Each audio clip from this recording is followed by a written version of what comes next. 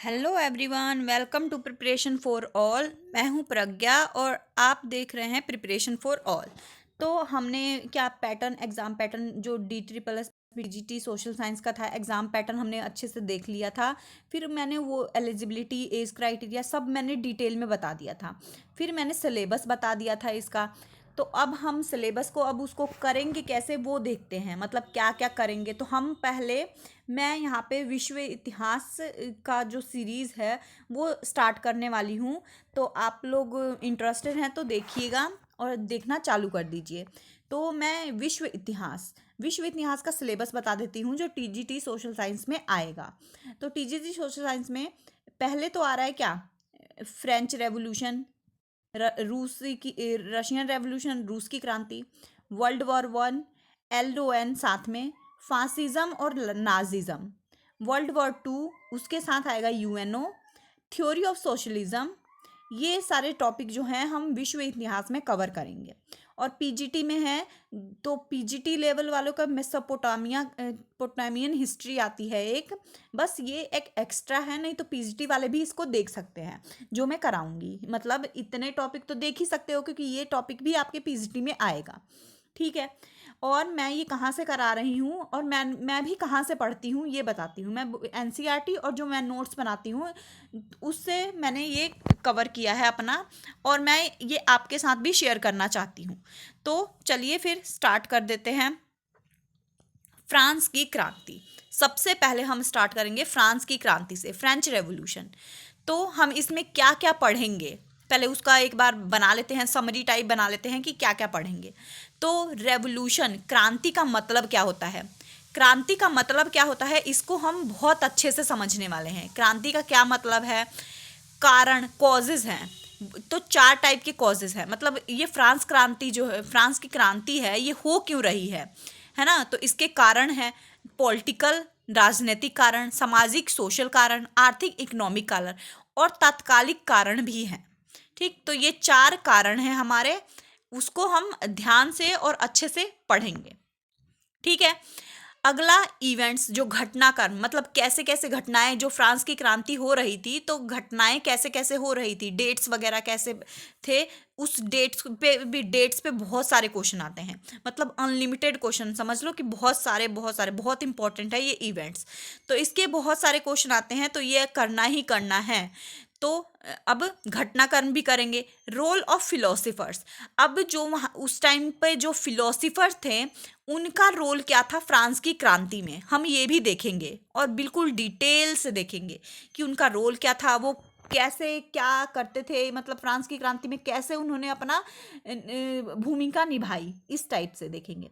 फिर आ जाता है नेपोलियन, नेपोलियन के कार्य वगैरह, नेपोलियन क्या था, कहाँ से था, सब ये देखेंगे। राजा, राजा को कैसे फांसी पे लटकाया गया, फिर यहाँ पे मतलब क्या, कैसे राजशाही खत्म हुई, हेरिडिटरी ये सब खत्म हुआ, तो ये सब देखेंगे। तो फिर चलिए अब स्टार्ट करते हैं आगे। अब ये सब जानने से पहले तो हमें सबसे पहले तो ये पता करना पड़ेगा कि फ्रांस है कहाँ पे। तो मैंने एक मैप बना दिया है, मतलब अब ये समझ लीजिए कि ऐसे ही बना दिया है मैप, ऐसा फ्रांस है नहीं, पर हम एक इमेजिन कर सकते हैं कि ऐसा फ्रांस है। तो हमने मैप बना दिया है। अब इस मैप में फ्रांस, फ्रांस की जो बीच में है हमारा वो फ्रांस है, उसके ऊपर क्या है, पेरिस, फ्रांस के ऊपर पेरिस है, नीचे क्या है, मार्शले है। पेरिस के ही पूरा जो फ्रांस है ना उसी में बेल्जियम है, बेल्जियम के साइड में जर्मनी है, जर्मनी के नीचे ऑस्ट्रेलिया है, ऑस्ट्रेलिया के नीचे इटली, इटली के नीचे मिडसी, मिडसी है। फिर इधर के साइड साइड में स्पेन है। तो ये है हमारा, मतलब ये एक ओवरऑल मतलब मैप सा बन गया कि हाँ ऐसे है फ्रांस। और ये आपको वर्ल्ड वॉर में भी बहुत ज़्यादा हेल्प करेगा, मतलब अब इसी के इर्द गिर्द मतलब युद्ध वगैरह होंगे, वर्ल्ड वॉर वगैरह स्टार्ट होएगा तो कैसे जर्मनी फ्रांस पे अटैक करता है, सब मतलब ये सब आप देखेंगे, है ना। तो ये मतलब मैप को देख लीजिए एक बार, दोबारा बताती हूँ मैं। फ्रांस है बीच में, फ्रांस के ऊपर है पेरिस, नीचे है मार्शले, पेरिस के साइड में बेल्जियम है, बेल्जियम के साइड में जर्मनी है, जर्मनी के नीचे ऑस्ट्रेलिया है, ऑस्ट्रिया बोलते हैं जिसे, उसके नीचे इटली है, इटली के नीचे जो पूरा फ्रांस का मैप है उसके नीचे और इटली के साइड में मिड सी है, और इधर जो बिल्कुल लेफ्ट साइड है उधर स्पेन है। तो ये हो गया मैप। अब देखिए हमने क्या पढ़ा था कि सबसे पहले टॉपिक क्या है, क्रांति का मतलब क्या होता है। तो मैं क्रांति का मतलब समझाती हूँ आपको, क्रांति क्या है, क्रांति का मतलब क्या है, क्रांति क्या है। तो क्रांति मतलब क्या बोलते हैं, समाज में कुछ फंडामेंटल बदलाव। समाज में मतलब परिस्थिति बिल्कुल उलट पुलट हो गई, सारा मतलब उलट पुलट हो जाना, परिस्थिति का फंडामेंटल बदलाव हो गया। समाज में कुछ फंडामेंटल बदलाव का होना क्या बोलते हैं, क्रांति बोलते हैं। अब ये कि किस तरह के होते हैं, सामाजिक, आर्थिक और राजनीतिक। मतलब सामाजिक तौर पे भी बदलाव हो रहे हैं, आर्थिक तौर पे भी बदलाव हो रहे हैं, राजनीतिक तौर पे भी बदलाव हो रहे हैं। तो इसको क्या बोलेंगे हम कि पूरा मतलब समाज में बहुत बदलाव हो रहे हैं, मतलब बहुत परिस्थिति उथल पुथल हो गई है। मतलब हालात बदल गए, जज्बात बदल गए, ये वाले डायलॉग तो सुने ही होंगे आप लोग। तो इस टाइप का है कि हालात बदल गए, जज्बात बदल गए, तो ये इस टाइप का है। समाज में फंडामेंटल बदलाव को क्या बोलते हैं, क्रांति बोलते हैं। अब ये क्रांति फ्रांस में कब आ रही थी, तो ये देखते हैं। फ्रांस में 1789 में आ रही थी, लेकिन अब हम उससे पहले चलते हैं। तो फ्रांस में जब 1789 से पहले हम क्या बोलते थे, मतलब उस जो वो था, मतलब 1789 जो ईयर था, उससे पहले का जो ईयर था उसको हम क्या बोलते थे। तो हम क्या ओल्ड रिजीम भी बोल सकते थे, एंशियंट रिजीम बोलते हैं। जैसे एंशियंट, हम जो एंशियंट हिस्ट्री पढ़ते हैं, मतलब पुरानी हिस्ट्री, तो एंशियंट बोलते हैं, पुरानी रिजीम। तो इसमें एंशियन बोलेंगे, एंशियंट रिजीम। ठीक है, चलिए, तो ये आपको क्लियर हो गया, क्रांति का मतलब समझ आ गया क्या होता है। समाज में कुछ फंडामेंटल बदलाव, मतलब सामाजिक, आर्थिक और राजनीतिक तौर पे जो मतलब पूरा उथल पुथल हो गया, तो इसको क्या बोलते हैं, क्रांति बोलते हैं। और जो फ्रांस में जब क्रांति आई 1789 में, तो आई थी क्रांति, लेकिन उससे पहले के जो ईयर था उसको क्या बोलते हैं, तो ओल्ड रिजीम बोलते थे। ये मतलब इंपॉर्टेंट है, आप लोग ध्यान रखिएगा। आगे बढ़ते हैं हम। अब देखिए कारण, अब हमने यहाँ पे कारण पढ़ना है, फ्रांस की क्रांति के कारण क्या क्या थे। तो फ्रांस की क्रांति के 4 कारण थे, बहुत ज़्यादा 4 कारण। राजनैतिक कारण, पॉलिटिकल कारण, सामाजिक कारण, सोशल कारण, आर्थिक कारण, इकोनॉमिकल कारण और विचारधारा का योगदान। मतलब विचारधारा धारक जो थे उनका योगदान भी कैसे रहा इस फ्रांसीसी क्रांति में, हम ये भी जानेंगे, बहुत अच्छे से जानेंगे। तो हम सबसे पहले सामाजिक 3 पार्ट में डिवाइड है, वो हम आगे पढ़ेंगे कैसे। जो फ्रांस का समाज था वो 3 पार्ट में डिवाइड था, तो वो इसको मैं यहीं पे लिखूं तो आपको थोड़ा इजी रहे। तो फ्रांस का समाज 3 पार्ट में डिवाइड था। और समाज में क्या था, राजशाही था, है ना। राजशाही, पहला तो हेड कौन होता है, राजशाही, मोनार्की चल रही थी, राजशाही चल रहा था।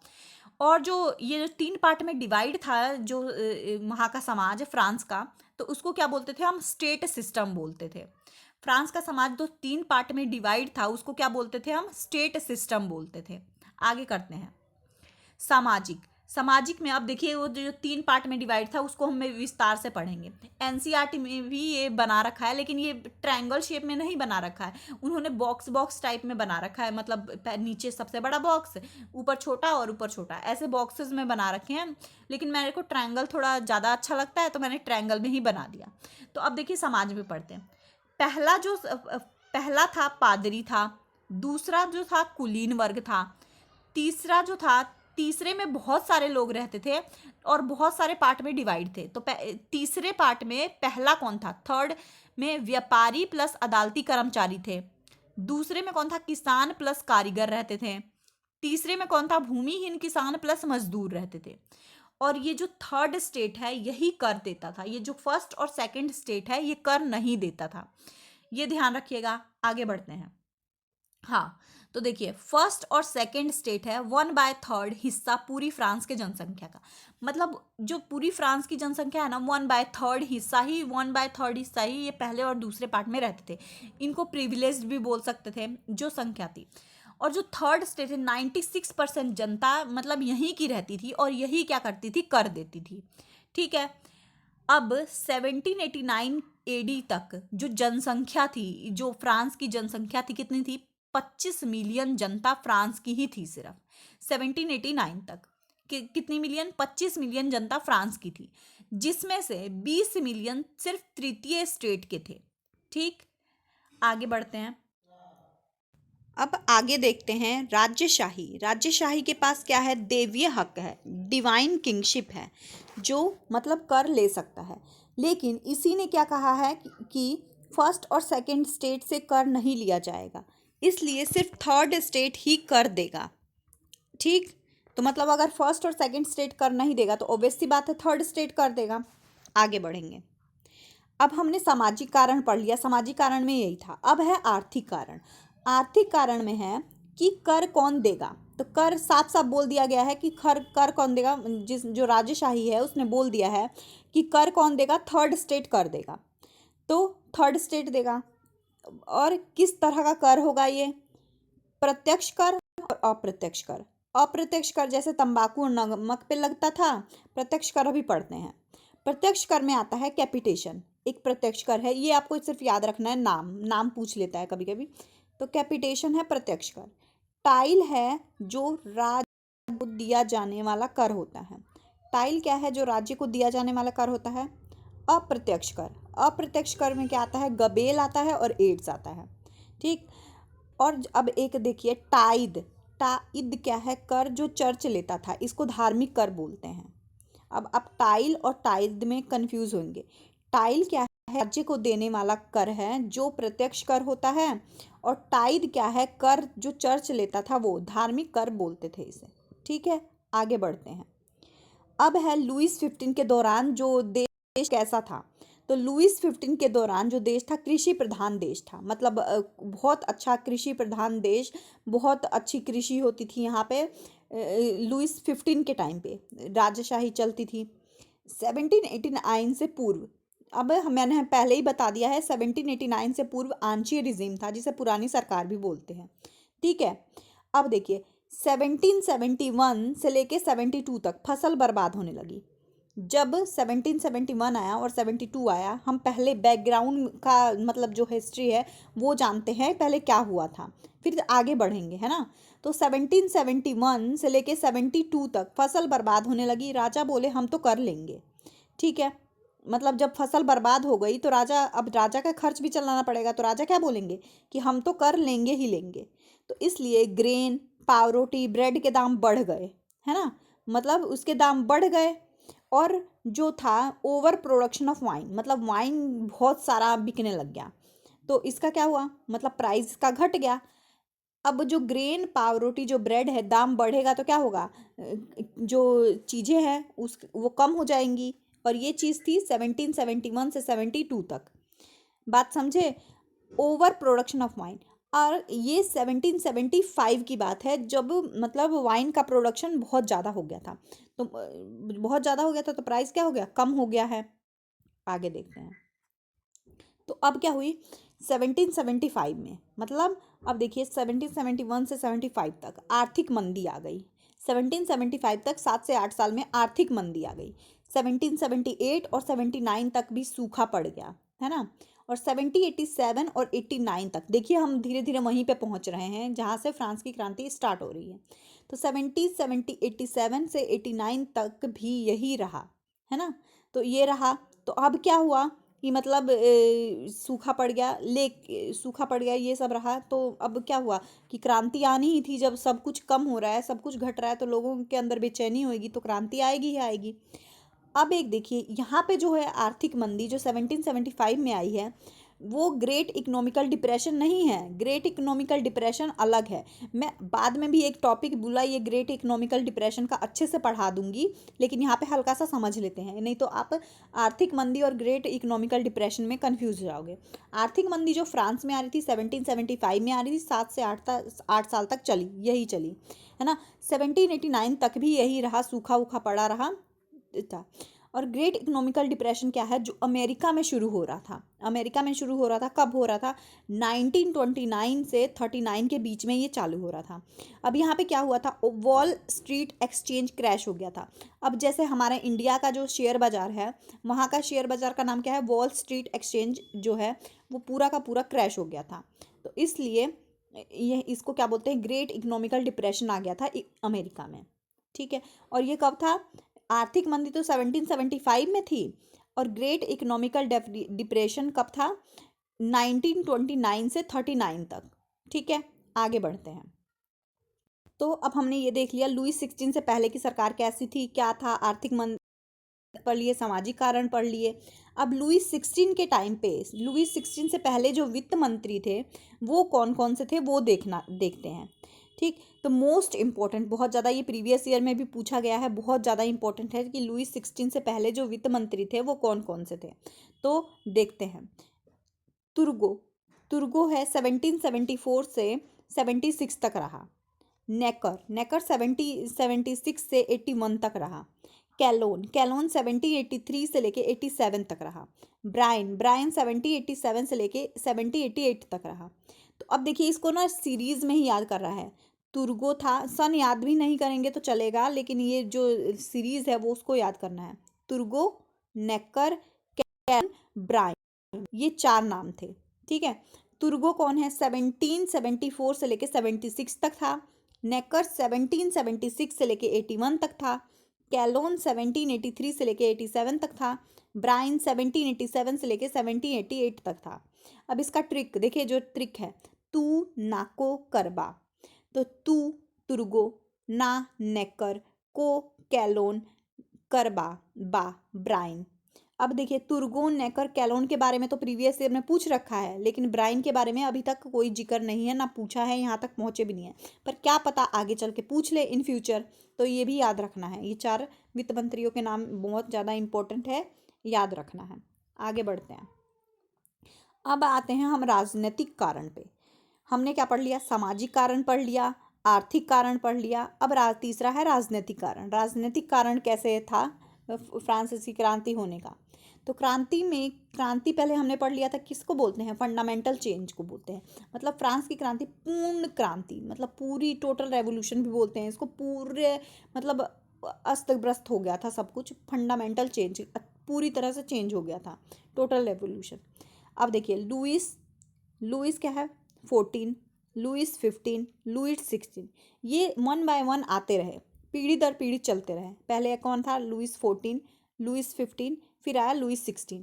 अब इन जो पीढ़ी दर पीढ़ी आए तो इनकी डायनेस्टी कौन थी, वंश कौन सा था, तो बोनबोन डायनेस्टी थी।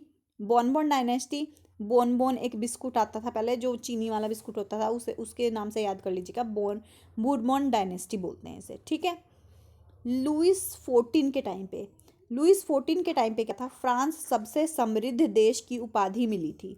लुईस 14 के टाइम पे फ्रांस को सबसे समृद्ध देश की उपाधि मिली थी, मतलब यहाँ पे कृषि प्रधान देश था, अच्छे से सब कुछ वो संभाल रहा था, चल रहा था।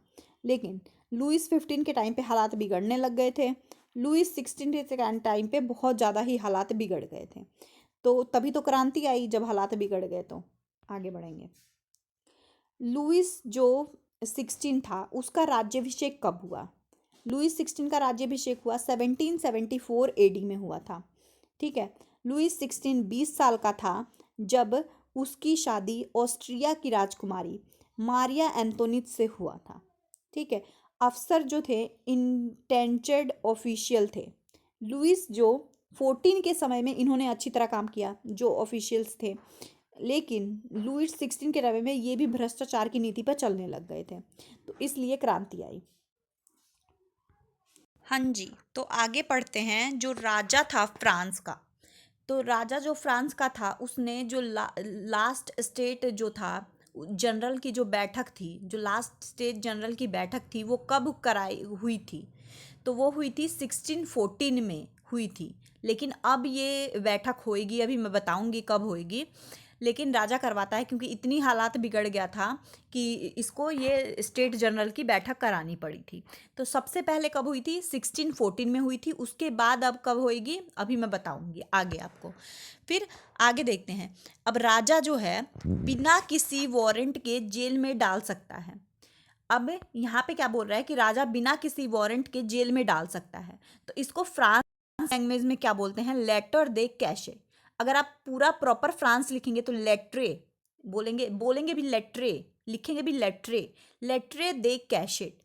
तो अब देखिए बिना किसी वारंट के जेल में डाल सकता हूँ, राजा ने बोला है, तो इसको हम फ्रांस में कैसे बोलते हैं, लेटर दे कैशेट। दूसरा जो पॉइंट है न्यायालय का हेड, न्यायालय के हेड को क्या बोलते हैं, लेटर दे ग्रेस बोलते हैं। अब प्रजा जो है, राजा के जो प्रजा होती है वो कार्य लेकर आती है, वो कार्य लेकर आती है, उसको क्या बोलते हैं हम? कयर्स दे दोलियांसिस, कयर्स दे दोलियांसिस। ये सारी फ्रांस की लैंग्वेज है जो फ्रांस में बोला जाता है, तो आप इसमें फ्रांस भी सीख रहे हो, सोचो, है ना। तो एक बार और मैं समझा देती हूँ, जो बिना किसी वारंट के जेल में डाल सकता है राजा, वो उसको क्या बोलते हैं? लेटर दे कैशे। न्यायालय का हेड क्या होता है? लेटर दे ग्रेस। कार्य लेकर आती थी कयर्स दे दोलियांसिस, ये सारी आती थी, ठीक है। आगे बढ़ते हैं। फ्रांस की करेंसी, अब फ्रांस की करेंसी को भी जानना जरूरी है। तो फ्रांस की करेंसी को क्या बोलते हैं? लिब्रेस बोलते थे। अमेरिका की शांति के अंदर फ्रांस ने सहयोग किया था। जब अमेरिका की जब क्रांति हुई थी तो फ्रांस ने उसको सहयोग किया था। अब ये क्रांति कब हुई थी? 1765 से 1783। अगर आप लोग बोलोगे अमेरिका की क्रांति पढ़ाने को, तो मैं अमेरिका की क्रांति भी पढ़ा दूंगी एक वीडियो में, लेकिन पहले अब फ्रांस की पढ़ लेते हैं। तो इतना डेट याद रखना जरूरी है कि कब हुई थी फ्रांस की क्रांति, अमेरिका की क्रांति 1765 से 1783 तक। और अमेरिका ने किससे था? फ्रांस से, जो मदद किया था फ्रांस ने। 2 लिब्रेस कर्जा लिया था, ठीक। आगे बढ़ते हैं हम। अब है चौथा पॉइंट। अब हमने सामाजिक, राजनीतिक, आर्थिक, ये तीनों कारण पढ़ लिए हैं, है ना, ये कारण पढ़ लिए। अब चौथा है विचारधारक। जो फिलोसोफर आए थे वो कौन कौन से थे, उन्होंने अपने क्या क्या चीजें बताई थी, ठीक। अब उनका रोल क्या था उनके, तो कब आए थे? 18th सेंचुरी में आए थे ये, नवचेतना, पुनर्जागरण लेकर आए थे। एनलाइटमेंट बोलते हैं, नवचेतना को क्या बोलते हैं? एनलाइटमेंट, रेगरनेंस, रीबर्थ, ये सारी चीजें लेके आए थे वो। और ये सारी चीजें किस पे बेस्ड थी? साइंटिफिक नॉलेज पे थी, जिसे रैशनली भी बोलते हैं, लॉजिकली भी बोलते हैं। तो ये सारे विचारधारक जो थे, आगे हम पढ़ेंगे। अब देखिए कैसे पढ़ते हैं। विचारधारक कौन कौन से थे? तो विचारधारक में आता है मिराबियो, आबेसिए। ये जो इंपॉर्टेंट है वही बता रही हूं मैं। मिराबियो, आबेसिए, जॉन लॉक, दांते, रूसो, मोंटेस्क्यू, ये जो थे, ये कितने? 5 जो हैं, ये मतलब इम्पोर्टेंट है, ये इससे क्वेश्चन आता ही आता है। लेकिन जो एक्स्ट्रा है वो भी आप लोग एक बार देख लीजिए, क्या पता मतलब एग्जाम में पूछ दे, कुछ एक्स्ट्रा लगा के पूछ दे तो कहीं पता ना हो। तो ये 4 और पूछे, डिड्रोट, मैबली, लिंगनेट, क्वेश्चन, ये 4 थे जो विचारधारक ही थे ये भी। तो विचारधारक कौन थे? मिराबियो, आबेसिए, मिराबियो, आबेसिए, जॉन लॉक, दांते, रूसो, मोंटेस्क्यू। और जो दूसरे थे, जो एक्स्ट्रा थे, डिड्रोट, मेबली, लिंगनेट, क्वेश्चनेट। इससे पूछा नहीं गया है पर पूछ सकता है, तो ये याद रखना जरूरी है। तो ये आप, ये तो याद हो जाएगा, मैं अभी करवा दूंगी, लेकिन ये वाला कैसे याद करना है मैं ट्रिक बता देती हूँ। मैंने लिंग की पूजा की और डरते हुए उनसे क्वेश्चन किया। तो मैंने मतलब मैबली, लिंग की पूजा की, लिंगनेट, डरते हुए, डिड्रोट, और उनसे क्वेश्चन किया, क्वेश्चनेट। तो ये मतलब सीरीज में याद करना जरूरी नहीं है, ये नाम याद करना जरूरी है। तो मैंने लिंग की पूजा की और डरते हुए उनसे क्वेश्चन किया। लिंग से लिंगनेट, मैंने मैबली, डरते हुए डिड्रोट, और क्वेश्चन किया, क्वेश्चनेट। आगे बढ़ते हैं हम। अब एक एक जो विचारधारक है, जो फिलोसोफर है, उनके बारे में पढ़ेंगे और उनके बारे में जानेंगे कि वो क्या क्या लाए थे और क्या कौन सी बुक्स लाए थे, बुक्स के बारे में पढ़ेंगे। मोंटेस्क्यू सबसे पहले आया। मोंटेस्क्यू 1689 से लेके 1755 तक रहा। मोंटेस्क्यू कब तक रहा? 1689 से लेके 1755 तक रहा। किताब क्या लिखी उसने? पहली किताब लिखी उसने पर्शियन लेटर। कब लिखी? 1721 में पहली किताब लिखी। दूसरी किताब कब लिखी? The greatness and decadence of Romans, दूसरी किताब लिखी। तीसरी किताब लिखी द स्पिरिट ऑफ लॉ, कानून की भावना। देखिए दोबारा मैं बता देती हूँ, मोंटेस्क्यू कब आया? 1689 से लेके 1755 तक आया। किताब लिखी, पहली किताब थी पर्शियन लेटर जो 1721 में लिखी। दूसरी किताब थी the greatness and decadence of Romans 1731 में। तीसरी किताब लिखी द स्पिरिट ऑफ लॉ 1734 में, कानून की भावना बोलते हैं जिसे, ठीक है। आगे बढ़ते हैं। अब इस जो ये है, इसको याद करने का मैं ट्रिक बता देती हूँ एक बार। किताब जो लिखी अपनी प्रेमिका, उसकी प्रेमिका कौन है? मोंटेस्क्यू की प्रेमिका को खत लिख रहा था। मोंटेस्क्यू अपनी प्रेमिका को खत लिख रहा था, उसमें अपनी अच्छाई की चर्चा की और फिर उस खत को प्रेमिका के पिता ने पढ़ लिया और कानूनी कार्रवाई कर दी। तो पर्शियन लेटर खत लिख रहा था, मतलब पर्शियन लेटर। अच्छाई की चर्चा की, तो the greatness and decadence of Romans. फिर है उसके पिता ने कानूनी कार्रवाई कर दी, तो कानून की भावना, है ना। और कानून की भावना किस पे बेस्ड थी? सेपरेशन ऑफ पावर पे, जो लेजिस्लेटिव, एग्जीक्यूटिव और जुडिशरी पे बेस्ड था। गणराज्य, लोकतंत्र, संवैधानिक राज्यशाही, इन सब पे ये बेस्ड था। ठीक है, आगे बढ़ते हैं। अब आता है वोल्टेयर। वोल्टेयर मैंने वहां पे नहीं बताया, पर वोल्टेयर भी है। वोल्टेयर सबसे पहले तो ये जानना जरूरी है, वोल्टेयर क्या है? लोकतंत्रवादी नहीं था। वोल्टेयर लोकतंत्रवादी नहीं था। 1694 से 1778 तक वोल्टेयर एक लोकतंत्रवादी नहीं था। 1694 से 1778 तक ये रहा।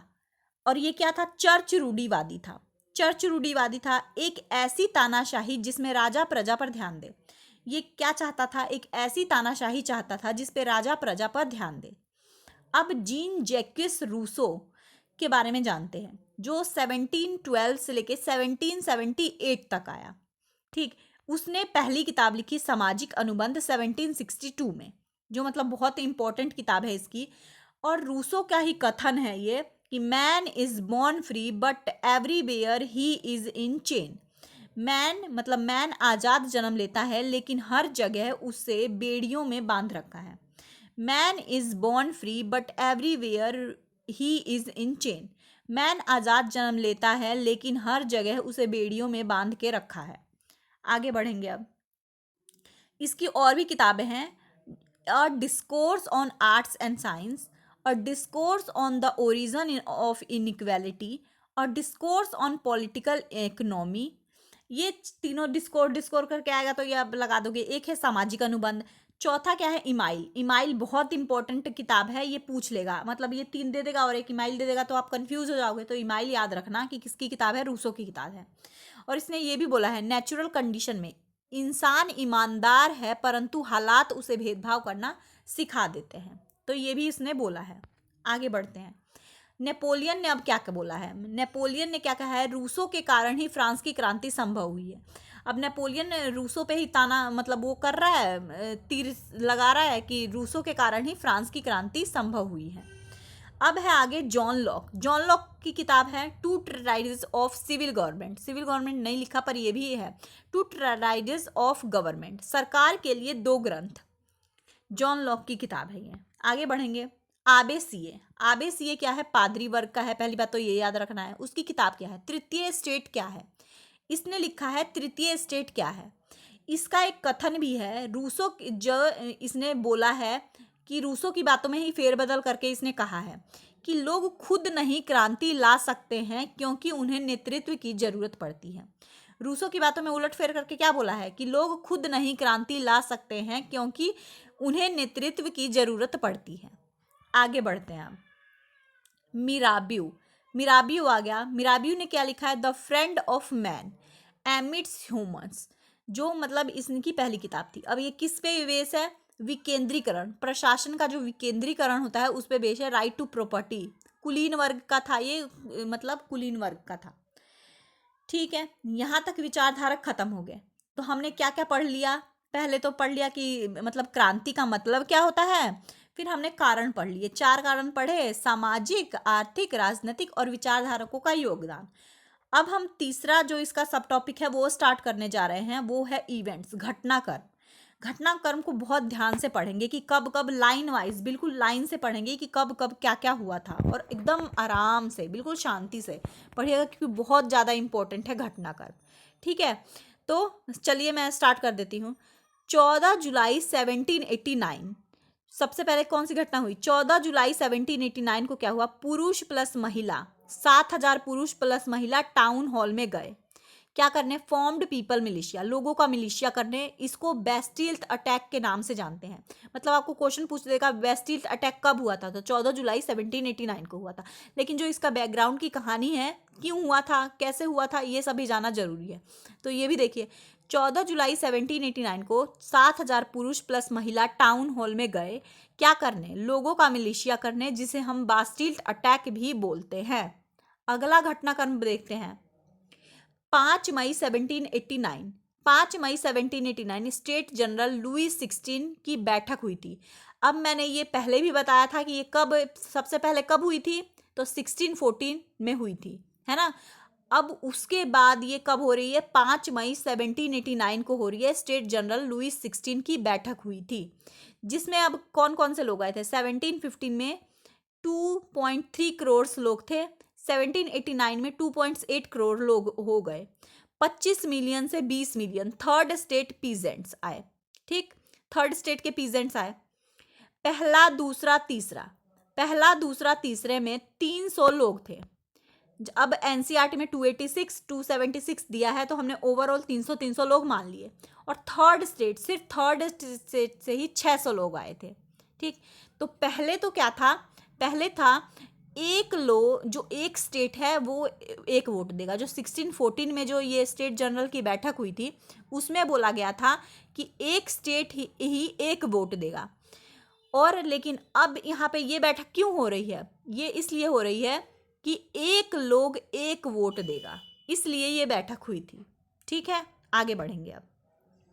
अब देखिए 20 जून को क्या हुआ। 20 जून 1789 को बेकरी इंसिडेंट हुआ था, जिसे पावरोटी इंसिडेंट भी बोलते हैं। बेकरी इंसिडेंट हुआ था। लोग टेनिस कोर्ट में इकट्ठा होते हैं और शपथ लेते हैं। यहाँ पे इसमें क्या हुआ था, लोग टेनिस कोर्ट में इकट्ठा होते हैं और शपथ लेते हैं। इसका नेतृत्व किसने किया था, आबे सीए किया था, मेराबियो ने किया था। अध्यक्ष थी बेली। ठीक, आगे बढ़ेंगे। 20 जून 1789 को और भी घटनाएं घटी थी। टेनिस इंडोर कोर्ट स्टेडियम में शपथ ली गई थी। नेशनल असेंबली का गठन हुआ था। संविधान बनाने से पहले यह असेंबली खत्म नहीं होगी। नेशनल असेंबली का गठन किया गया और यह भी बोला गया कि संविधान बनाने से पहले यह असेंबली खत्म नहीं होगी। नेशनल असेंबली को मान्यता मिली थी। ठीक है, 4 अगस्त 1789 को अब क्या हुआ था, मतलब नेशनल असेंबली को मान्यता कब मिली थी, 4 अगस्त 1789 को मिली थी। ठीक है, थर्ड स्टेट फ्यूडल क्राइसिस आया था। सामंत प्रणाली के तहत भू राजस्व कर लिया जाता था, उसे हटा दिया गया। 4 अगस्त को ही ये हुआ था। ठीक, 4 अगस्त को क्या हुआ, नेशनल असेंबली की मान्यता मिली 4 अगस्त को ही। और थर्ड स्टेट से जो फ्यूडल क्राइसिस हुए थे, सामंत प्रणाली के तहत भू राजस्व कर को लिया जाता था, उसे हटा दिया गया। आगे बढ़ेंगे। अब 4 अगस्त 1789 को अब डिटेल में पढ़ते हैं एक बार। इक्वल टैक्स हो गया। टाइद क्या है, टाइद क्या था, मैंने बताया था, धार्मिक कर था, है ना। टाइड धार्मिक कर था, इसको क्या कर दिया गया, अबॉलिश कर दिया गया। चर्च की जमीन को जब्त कर लिया गया। जो चर्च के पास जमीन थी उसे जब्त कर लिया गया। और सरकार के पास आ गए कितने, 20 अरब लिवरेज आ गए। इस कानून की वजह से जब इक्वल टैक्स किया गया तो 20 अरब लिवरेज एक्स्ट्रा आ गए। आगे करेंगे अब। 30 सितंबर 1791, 30 सितंबर ड्राफ्ट तैयार हुआ। नेशनल असेंबली संविधान का ड्राफ्ट तैयार हुआ। तो अब इसमें क्या कहा गया कि not all citizen can vote, मतलब सारे सिटीजन वोट नहीं देंगे। कौन कौन वोट दे सकता है, जो 25 साल से अबव है, जो 25 साल से ऊपर है वो वोट दे सकता है। उसमें कौन होना चाहिए, पुरुष होना चाहिए। और जो टैक्स कौन देता है, 3 दिन में जितना एक मजदूर कमाता है उतना जो इंसान कर दे रहा है वो मतदान का हकदार होगा। इसको दोबारा पढ़ते हैं एक बारी। 30 सितंबर 1791, 30 सितंबर 1791 को क्या हुआ, नेशनल असेंबली संविधान का ड्राफ्ट बन के तैयार हुआ। Not all citizen can vote, एक भी सिटीजन वोट नहीं देगा। नॉट सभी सिटीजन जो है वो वोट नहीं देंगे। कौन कौन वोट दे सकता है, तो 25 साल से जो अबव है वो वोट दे सकता है। जेंडर वो पुरुष होगा। टैक्स 3 दिन में जितना एक मजदूर कमाता है उतना जो इंसान कर दे रहा है वह मतदान का हकदार है। ठीक है, आगे बढ़ेंगे। अब देखिए, फ्रेंड ऑफ द मैन किसने लिखा था, मिराबियो ने लिखा था, है ना। अब एक यहाँ पे मैं ये चीज़ इसलिए बोल रही हूँ क्योंकि एक और बुक लिखी है जीन पॉल मरात। ये पूरा मतलब ये जीन पॉल मरात एनसीईआरटी में है, पत्रकार है ये। इसने क्या लिखा है, फ्रेंड ऑफ द पीपल। अब जीन पॉल जो मेराबियो है फ्रेंड ऑफ द मैन लिखा है, अब इसने क्या लिखा है, फ्रेंड ऑफ द पीपल लिखा है। तो इसमें आप कंफ्यूज मत होइएगा, इसलिए मैंने ये बताया। ठीक है, अब आगे बढ़ेंगे। 26 अगस्त 1789 को क्या मिला, पुरुष और नागरिक अधिकार मिल गए। पुरुष को ही मिले हैं अधिकार, ये ध्यान रखिएगा। 26 अगस्त 1789 को पुरुष और नागरिक अधिकार मिल गया है। अब देखिए 21 जून 1791 राजघराना ऑस्ट्रेलिया फ्लाइट टू वरिन, मतलब राजा भाग गया, है ना, राजा कहाँ भाग गया 21 जून 1791 को। आगे बढ़ेंगे, देखिए धीरे धीरे हम मतलब इस गेम के आगे अगले पड़ाव पे बढ़ते जा रहे हैं। अब देखिए 10 अगस्त 1792, 10 अगस्त 1792 को क्या हुआ, जैकोबिन क्लब मैक्सिमिलियन रॉबस्पियर आता है। 10 अगस्त 1792 को कौन आता है, जैकोबिन क्लब आता है, मैक्सिमिलियन रॉबस्पियर आता है पिक्चर। ये जैकोबिन क्लब क्या है, गुप्तचर सभा थी, सीक्रेट सोसाइटी बोलते हैं, जैकोबिन प्लेस पे थी, महल कौन सा था, टुलरिस पैलेस पे, टुलरिस बोलते हैं इसे, ये क्वेश्चन भी आ रखा है कई बार।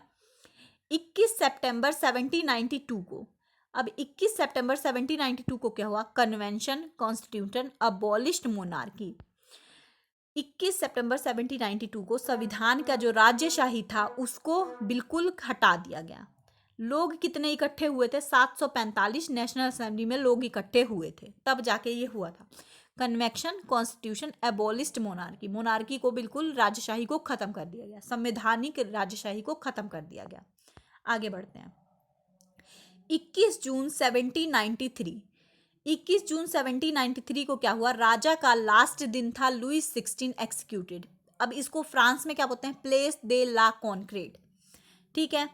तो राजा का लास्ट दिन था कब, 21 जनवरी 1793 को, ठीक है।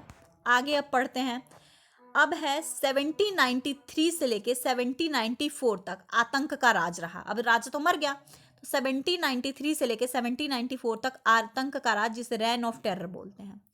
रॉबस्पियर आया, रॉबस्पियर क्या लेके आया, ग्लूटोन की मशीन लेके आया, जो जुलाई 1794 में लेके आया। ग्लूटोन की मशीन कैसे होती है, दो डंडी होती थी, एक नीचे पटरा होता था, ऊपर से एक धागा होता था जिसे छोड़ते थे और इंसान का गला लगाते थे, वहीं से वो कट जाता था, तो इसे ग्लूटोन की मशीन बोलते थे।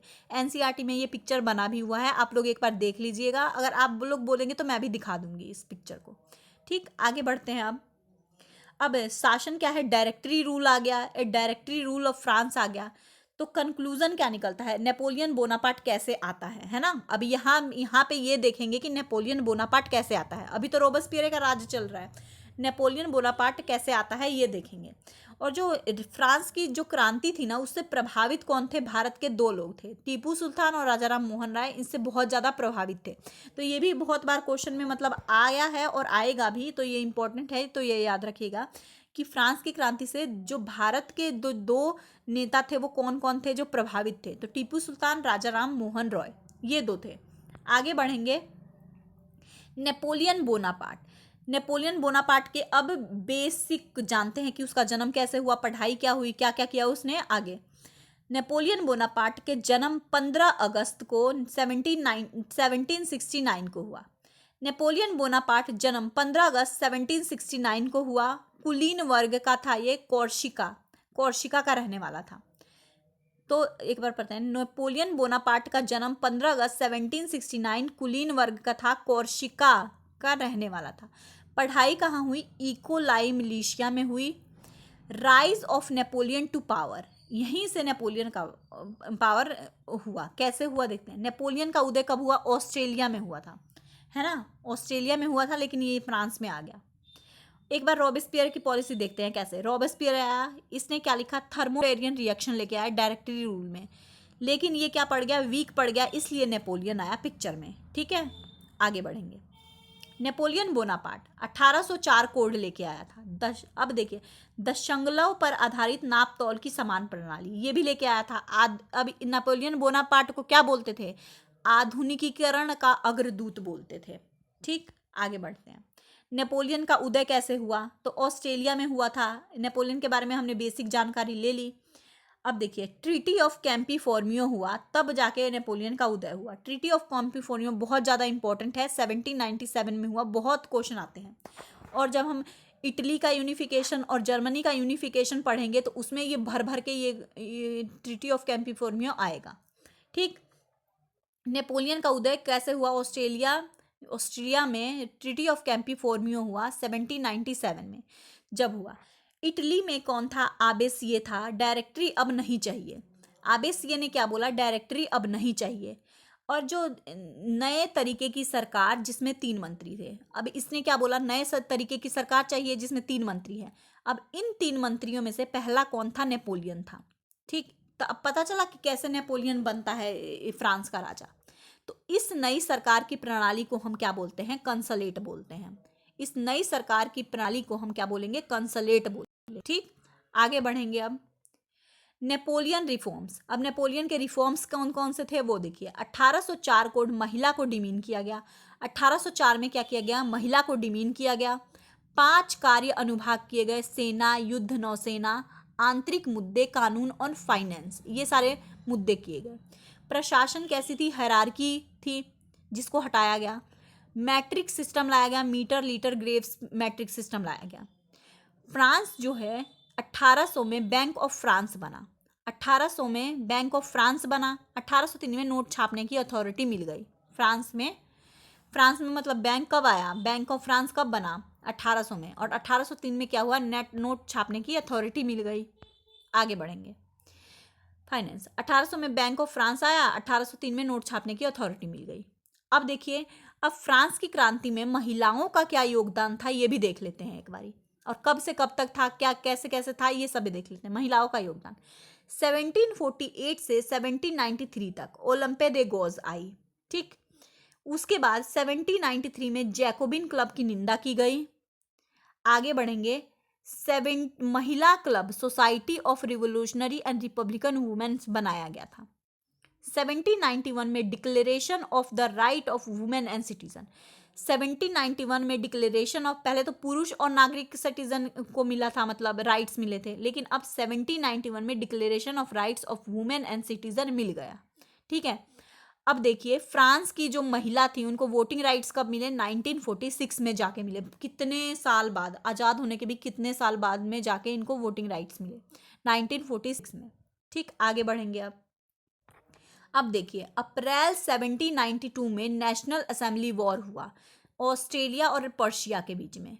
अप्रैल 1792 में नेशनल असेंबली वॉर हुआ ऑस्ट्रिया एंड पर्शिया के वॉर में। वॉर की घोषणा हो गई। ठीक है, राजेट दी लाइट मार्शले, जो राजेट दी लाइट मार्शले है फ्रांस का राष्ट्रगान है, ये भी ध्यान में रखिएगा। 21 जनवरी 1793, 21 जनवरी 1793 लुइस 16 को मार दिया गया। प्लेस दे ला कॉन्क्रेड बोलते हैं। आगे चलिए, आतंक का राज हमने पढ़ा था 1793 से 94 तक हुआ। कौन कौन था, मैक्सिमिलियन रोबेस्पियर आया। जैकोबिन वर्सेस कॉर्डियालर, ये दो क्लब के बीच घमासान चला। गिलोटीन की मशीन डॉक्टर गिलोटीन के नाम पर बन रही थी। आलोचना करने वालों को मारा जा रहा था। ये इस 1793 से 1794 तक ये रहा। तो अब आगे क्या देखते हैं, रोबेस्पियरे की पॉलिसी देखते हैं। तो रोबेस्पियरे की पॉलिसी में क्या क्या है, तो सितोइन, रोबेस्पियर क्या, सितोइन, पुरुषों के लिए क्या नाम दिया था, सितोइन, और स्त्रियों के लिए सितोइनी नाम दिया था। इसके क्या था, पैसे पे निर्धारित, प्राइस कंट्रोल मेजर, रैशनिंग और किसान विरोधी, ये सारी 3 पॉलिसी थी। इक्वेलिटी, लॉ ऑफ ब्रेड की समता, रोटी, होल व्हीट ब्रेड, ये भी बोलते थे। अब जो जब किंग था तो क्या बोलते थे, ले रॉय बोलते थे। अब जब सिटीजन हो गए, मतलब किंग को तो मार दिया रोबेस्पियर ने, तो अब क्या हुआ, ला रॉय हो गया। तो ले रॉय से लाए रॉय में कन्वर्ट हो गया। आगे बढ़ेंगे अब देखिए 28 जुलाई 1794 को ग्लूटीन कर दिया गया, किसको, रोबेस्पियर को। रोबेस्पियर को ही मार दिया गया। क्रांतिकारी पत्रकार कैमिल डेस्मोलेंस ने 1793 में अखबार में छपवाया था। इसके कुछ दिनों बाद इसे भी फांसी पे चढ़ा दिया गया था। आगे बढ़ते हैं। 7 फरवरी 1794 को कन्वेक्शन अखबार में छपाया गया। 7 फरवरी 1794 को कन्वेक्शनल अखबार में छपवाया गया डायरेक्टरी रूल ऑफ फ्रांस। मतलब 1795 से लेके 1799 तक क्या था, डायरेक्टरी रूल ऑफ फ्रांस था। 7 फरवरी 1794 को कन्वेंशनल अखबार में छपवाया गया। ठीक, आगे बढ़ेंगे अब देखिए किंग और उसके ईयर जान लेते हैं, ये इंपॉर्टेंट है, क्रोनोलॉजिकल ऑर्डर में पूछ भी लेता है ये। तो लुइस 13 का ईयर क्या है, 1610 से लेके 1643 तक था। लुइस 1643 से लेके 1715 तक था। लुइस 15 1715 से लेके 1774 तक था। लुईस 16 1774 से लेके 1792 से 93 मान सकते हैं। ऑप्शन में जिस तरह का आए उस तरह का आप बता सकते हैं। और लुईस 16 का तो याद करना और लुईस 15 का तो याद करना इजी ही है, क्योंकि 1774 तो आपको याद रहेगा कि राजगद्दी पे बैठा, और उसके बाद इसका अंत तभी खत्म हुआ लुईस 15 का। एक बार दोबारा मैं बता देती हूँ इसको। लुईस 13 जो है 1610 से लेके 1643 तक था। लुईस 14 1643 से लेके 1715 तक था। लुईस 15 1750 से लेके 1774 तक था।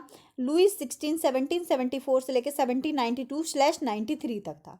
ठीक, आगे बढ़ेंगे अब। आबे सीए अब क्या चाहता था? कंसलेट फॉर्म ऑफ गवर्नमेंट चाहता था, जो कंसलेट फॉर्म ऑफ गवर्नमेंट हो। 3 मंत्री थे, 3 मंत्रियों में से एक कंसलेट नेपोलियन था। 18th ब्रूमेयर में 1804 कोड लागू करके Napoleon emperor of the France, Napoleon code लागू करके नेपोलियन क्या बन गया कि जो है फ्रांस का एम्परर बन गया, राजा बन गया मतलब। आगे बढ़ते हैं।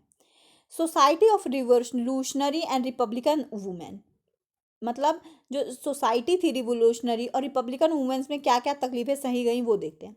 वोटिंग राइट्स इनको कब मिला? 1946 में। मैरिज, डिवोर्स, एजुकेशन, ये सारे उद्देश्य थे इस रेवोल्यूशन के, है ना। आगे बढ़ते हैं। ओलंपिक द गोज 1748 से 1793 तक रही। 1791 में महिला एवं नागरिक अधिकार मिला। आगे बढ़ेंगे। अब देखिए पूरा मतलब यहाँ तक हमारा कंप्लीट हो जाता है कि नेपोलियन फ्रांस का राजा बन गया, ये सारे रूल ख़त्म हो गए, तो ये कंप्लीट हो जाता है बिल्कुल। और एनसीईआरटी में भी सेम है, थोड़ा मैंने एक्स्ट्रा कराया है, तो वो आप देख लीजिएगा अच्छे से। इसको एक बार अच्छे से आप पढ़ के चले गए, आपका पेपर नहीं छूटेगा, ये मैं गारंटी के साथ बोल रही हूँ कि आपका पेपर नहीं छूटेगा। और देखिए अब ये है एक लास्ट टॉपिक जो आपकी एनसीईआरटी की बुक में भी होगी, तो ये भी इम्पोर्टेंट है। आया नहीं है अभी तक लेकिन आ भी सकता है, तो इसलिए इसको मैं एक बार पढ़ देती हूँ, एक बार समझा देती हूँ। आप एनसीईआरटी में से भी पढ़ सकते हैं, मेरे पास से भी पढ़ सकते हैं, लेकिन सेम टू सेम यही है, तो इसको मैं बता देती हूँ एक बार। राजनीतिक प्रतीकों के मायने, जो फ्रांस के राजनीतिक प्रतीक थे उसके मायने क्या क्या थे, है ना। तो पहला है टूटी हुई जंजीर। टूटी हुई जंजीर का मतलब क्या था? दासों को बांधने के लिए जंजीर का प्रयोग होता था, जो दास वगैरह होते थे उसको बांधने के लिए जंजीर का प्रयोग होता था। टूटी हुई हथकड़ी उनकी आज़ादी का प्रतीक थी। अब मतलब वो तोड़ दी गई है, मतलब वो क्या हो गए? आज़ाद हो गए हैं। छड़ों का बर्छीदार गट्ठर, इकट्ठा जो गट्ठर है, अकेली छड़ को आसानी से तोड़ा जा सकता है पर पूरे गट्ठर को नहीं, एकता में ही बल है। मतलब जो पूरी गट्ठर थी उसको तो मतलब हम एक अकेला छड़ है, मतलब अकेला कोई इंसान है उसको तोड़ सकते हैं, लेकिन जो गट्ठर है उसको नहीं तोड़ सकते। तो इसका मतलब ये बताया है कि एकता में ही बल है। त्रिभुज के अंदर रोशनी आंख, त्रिभुज के अंदर रोशनी आंख में क्या है? सर्वदर्शी आंख, ज्ञान का प्रतीक बोला गया। त्रिभुज के अंदर एक रोशनी आंख दे दी गई, तो इसमें क्या बोला गया है? सर्वदर्शी, सर्वदर्शी आंख ज्ञान का प्रतीक है। सूर्य की किरणें अज्ञान रूपी अंधेरे को मिटा देगी, सूर्य की किरणें अज्ञान रूपी अंधेरे को मिटा देगी। आगे राजदंड, राजदंड शाही सत्ता का प्रतीक होता है। राजदंड जो क्या था? शाही सत्ता का प्रतीक था। अपनी पूंछ मुंह में लिए सांप, इसका मतलब क्या था? सनातनता का प्रतीक, अंगूठी का कोई और छोर नहीं होता, सनातनता का प्रतीक है ये, अंगूठी का कोई और छोर नहीं होता। लाल फ्राइडनिंग टोपी, अब लाल फ्राइडनिंग टोपी का मतलब क्या था? दासों द्वारा स्वतंत्र होने के बाद पहनी जाने वाली टोपी, मतलब दास जब स्वतंत्र हो गए तो वो उसके बाद वो जो पहन रहे थे वो उस टोपी को क्या बोलते हैं? लाल फ्राइडनिंग टोपी बोलते हैं। आगे चलते हैं। नीला सफेद लाल फ्रांस का राष्ट्रीय रंग बोलते हैं। नीला सफेद और लाल क्या है? फ्रांस का राष्ट्रीय रंग है। डैनो वाली स्त्री कानून का मानवीय रूप बोलते हैं, डैनो वाली जो स्त्री है उसे कानून का मानवीय रूप। तो विधि पट क्या है? कानून सबके लिए समान है और उसकी नज़र में सब बराबर हैं, तो विधि पट ये हुआ। तो ये जो फ्रांस की क्रांति हुई हमारी वो आज कंप्लीट होती है, बिल्कुल मैंने अच्छे से कराया है। एक बार मैं इसका रिवीजन भी करा दूंगी, ये जो पॉइंट है इसके साथ साथ मैं एक्स्ट्रा पॉइंट भी लेके आऊँगी, और एक्स्ट्रा पॉइंट जिससे आपको बहुत ज़्यादा हेल्प होएगी। और आप मतलब अच्छे से ये बिल्कुल एकदम इसको 1-2 बार वीडियो देख जाओ, बिल्कुल अच्छे से पढ़ जाओ, ये नोट्स बना लो, तो आपको मतलब कहीं और किसी चीज़ की ज़रूरत नहीं पड़ेगी। फ्रांस की क्रांति बिल्कुल कंप्लीट हो जाएगी, बिल्कुल रट जाएगा आपके माइंड में। ठीक। और मैं जो इसके जो इवेंट्स है उसको भी क्रोनोलॉजिकल ऑर्डर में एक बार मैं अलग से वीडियो बना के वो आपको बता दूंगी और आपको कर दूंगी। तो आप मतलब, और इसके मैं भर भर के एमसीक्यू कराऊंगी, आप टेंशन मत लो। ठीक। तो फिर फ्रांस की क्रांति कंप्लीट हुई। अब इस सीरीज में हम आगे करेंगे, आप लोग जो बोलोगे, आप जौन सा टॉपिक बोलोगे मैं वो करा दूंगी, आप लोग बोलिए। ठीक। तो आज के लिए इतना ही। Thank you so much. Bye bye.